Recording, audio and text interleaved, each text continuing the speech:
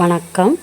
இந்த வீடியோவில் ஹெல்த்தியான பச்சைப்பயிறு அடை எப்படி செய்கிறதுங்கிறத பார்க்கலாம். இதுக்கு தேவையான பொருட்களை சொல்லிடுறேன். வெங்காயம் 1, கொத்தமல்லி இலை, கருவேப்பிலை, பூண்டு ஒரு 5 பல், பச்சை மிளகா 1. ஒரு பாத்திரத்தில் பச்சைப்பயிறு மாவு ஒரு 6 ஸ்பூனு போட்டுக்கோங்க.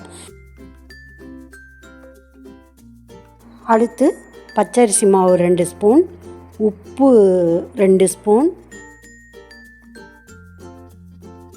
மிளகாய்த்தூள் 1 ஸ்பூன், பெருங்காயம் ஒரு 1/4 ஸ்பூன், ஜீரகம் ஒரு 1/2 ஸ்பூன். தண்ணி ஊற்றி நல்லா கட்டி இல்லாமல் கலந்துக்குங்க.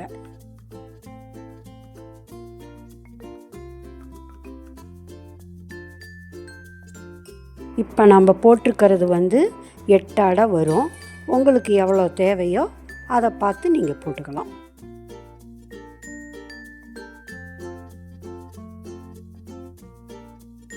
கலந்துட்டு அதுக்கப்புறமா நம்ம கட் பண்ணி வச்சுருக்கிற வெங்காயம், கொத்தமல்லி, கருவேப்பிலை, பச்சை மிளகா, பூண்டு இதையெல்லாம் போட்டு நல்லா கலந்து விட்டுட்டு அதுக்கப்புறமா ஸ்டவ்வை ஆன் பண்ணி தோசைக்கல்லை வச்சு கல் காஞ்சதும் அதை தோசை மாதிரி அடை ஊற்றிக்கணும்.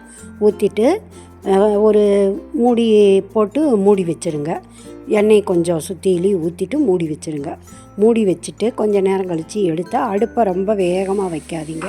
தீயும் கொஞ்சம் குறைச்சிக்குங்க. அதை திருப்பி போட்டு மறுபடியும் கொஞ்சம் மேலே எண்ணெய் தடவுங்க. எண்ணெயை தடவி சுட்டு எடுத்திங்கன்னா சுவையான பச்சைப்பயிறு அடை ரெடி.